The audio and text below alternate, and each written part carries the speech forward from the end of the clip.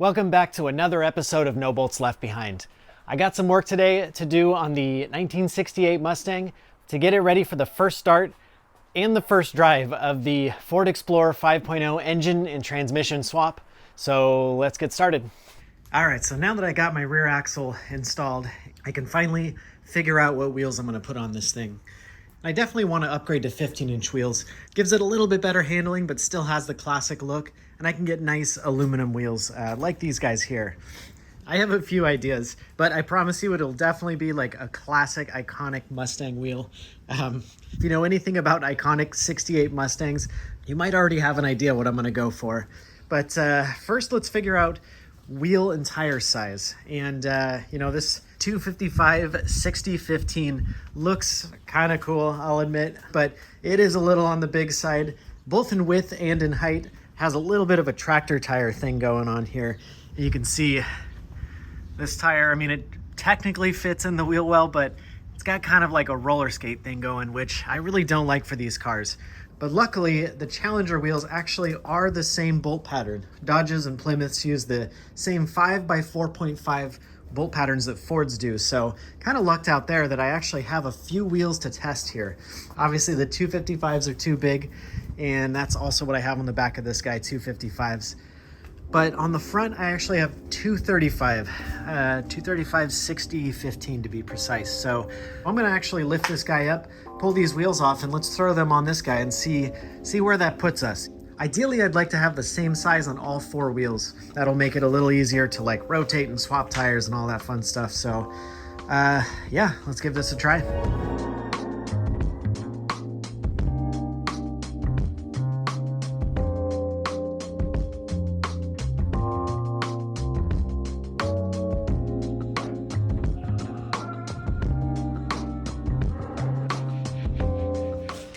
All right, to me that's much better of a fitment here for sure. And really it's like the width.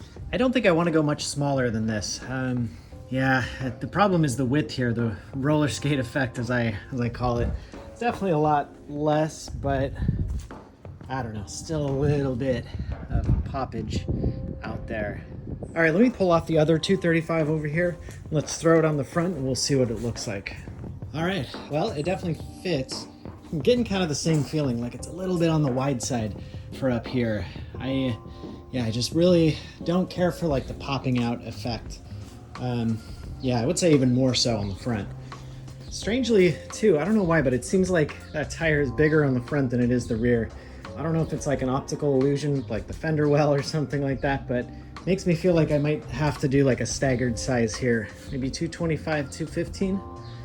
I don't know. All right, well, I'll take some measurements. I'll take a bunch of pictures and I'll try and work out. Maybe I'll do like some photoshopping and shrink the tire down and kind of get the look that I'm going for. But I will say though, it's very nice to see a decent set of like wheels and tires on this thing. Those old rusty steel rims were kind of bumming me out there.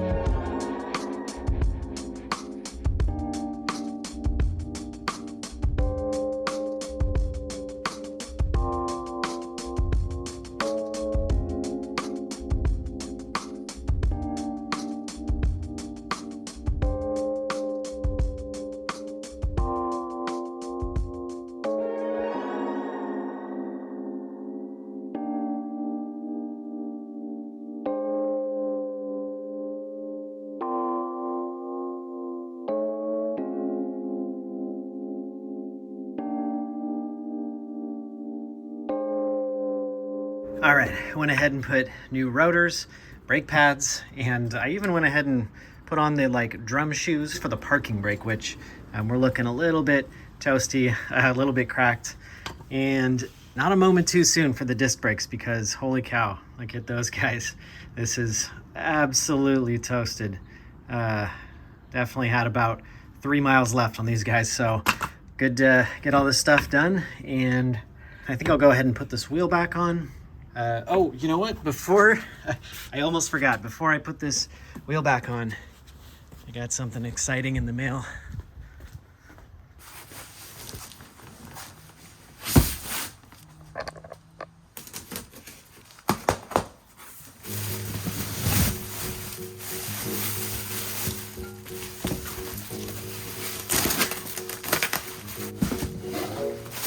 check that bad boy out. So these are American Racing Torque Thrust knockoff wheels, because of course I'm going to get the exact same wheels on the Steve McQueen Bullet Mustang. Awesome.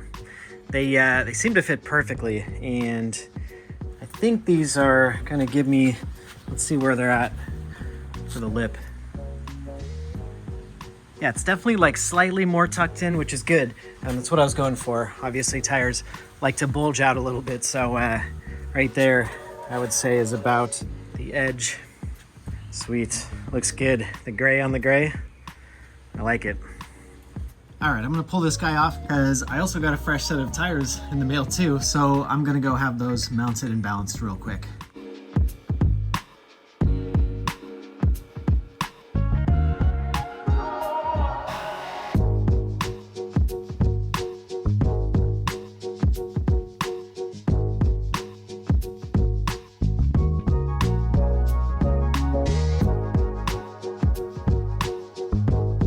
All right, got this thing lifted up. Let's take a look at the shifter linkage and see what, or I guess lack of shifter linkage, and see what we're dealing with here.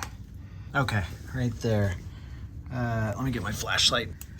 All right, well, it's hitting, so not off to a good start.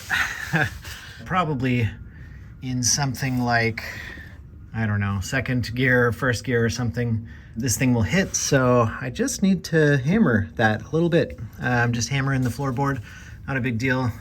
I've done it before and I'll do it again.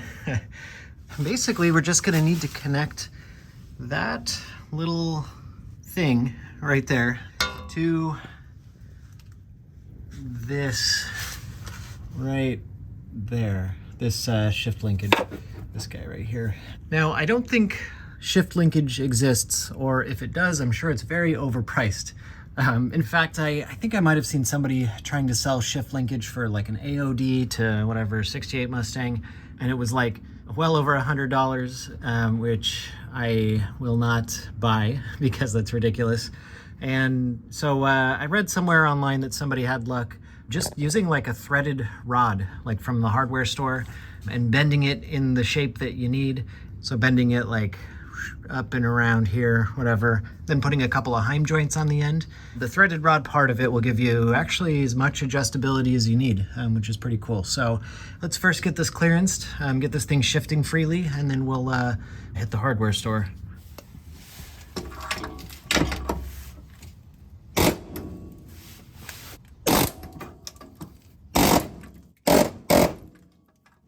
All right, well, the good news is this dented up pretty easily and we're all good for clearance now. The bad news is that it was because there's kind of a little bit of rust there, or at least a little bit of like really thin, weak metal. So I did get some breakage there. You can kind of see a little bit of a tear in the metal. No big deal. I can pretty easily weld or seal that up or whatever. But yeah, we're good now. We got clearance. I think, as you can see here, should have all the clearance we need. Awesome. I guess now we just need a couple of Heim joints and some sort of like threaded rod or something. Oh, and while I'm under here, I'm gonna go ahead and measure the drive shaft length as well. I kept the original drive shaft from the Ford Explorer right here, and it's just a little bit long for the Mustang, but it should work pretty well because it's of course being connected to the very same transmission and rear differential that was in the Explorer. So I'm going to measure it and have it shortened. All right, so let's see here. It looks like the flange to flange length is just under 53 inches.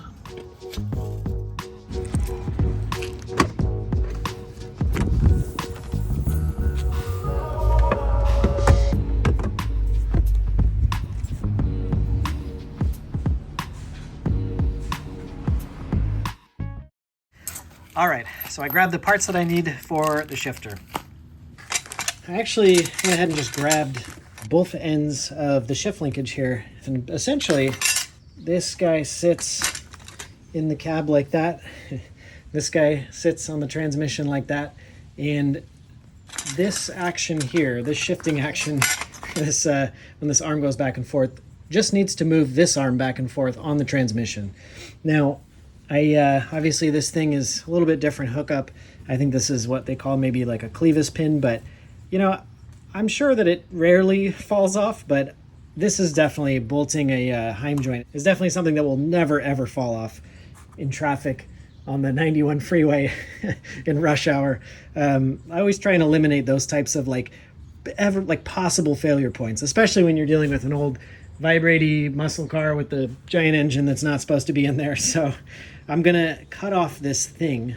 I'm gonna drill this out for a 5/16, just like that, and put this bolt through, and then I'll probably weld this end to this so I have just like a permanent mounting stud, and we'll Loctite that nut on there and just get this thing absolutely indestructible. And I'm going to do the same for this guy, although this one's already a 5/16. That's where I got the idea. I'm going to take off this pin. I'm going to eliminate this rubber bushing that's here because it's pretty much the consistency of Oreo cookie at this point. And then I'm going to weld this on there, get probably a little bit more solid shifting, and a little bit of deflection I think will be taken care of with this Heim joint. So yeah, this side will be easy. This side's going to need a little bit of grinding and drilling, but let's knock it out.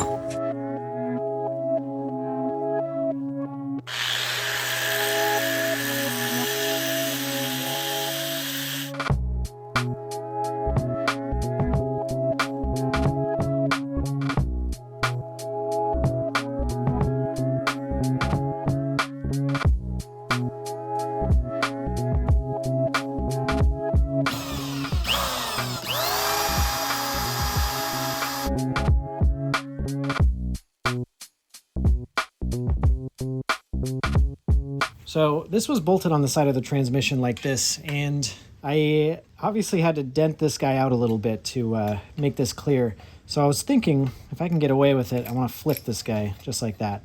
So instead of this thing being on the outside with a bolt sticking out, it would actually be tucked in towards the transmission, and we'd be shifting like that, which I think would be okay.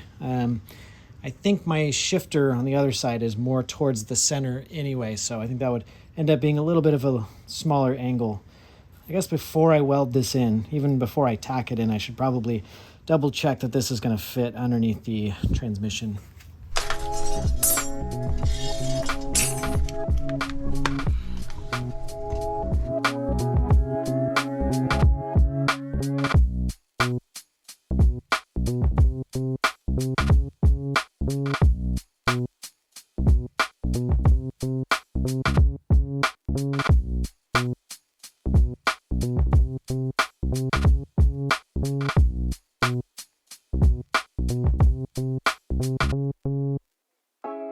All right, there we go. That's one shift linkage from a 68 Mustang to a 1996 Ford Explorer. I think it's going to be a little bit long because I kind of played it safe, but let's check it out. Let's see how this guy fits.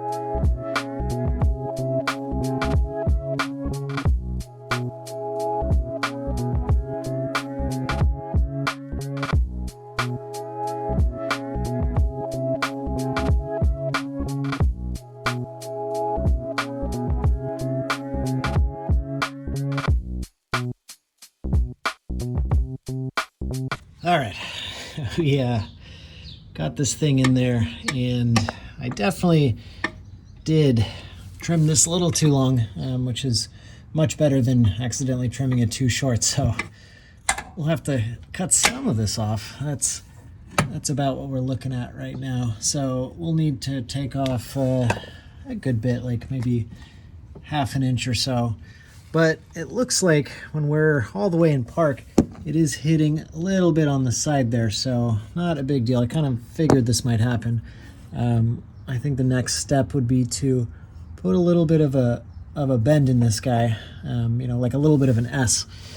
And it's kind of at an angle over there too. It's not ideal, not terrible, but not ideal. So I guess I'll do a couple of marks. Might bend it once over here to kind of tuck it up near that transmission a little bit, and then I'll probably bend it somewhere before. I'll definitely have to bend it somewhere before this kind of like reinforcement here for the transmission cross member.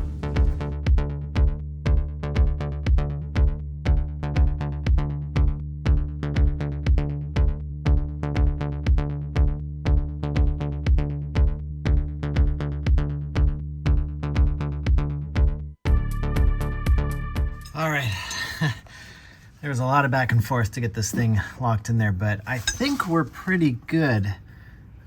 This gets a little bit tight over here at full extend, but I do have it bent around, just hugging the transmission tunnel here. Oops. And it's looking pretty good. I think we're gonna be able to shift. Let's give it a try.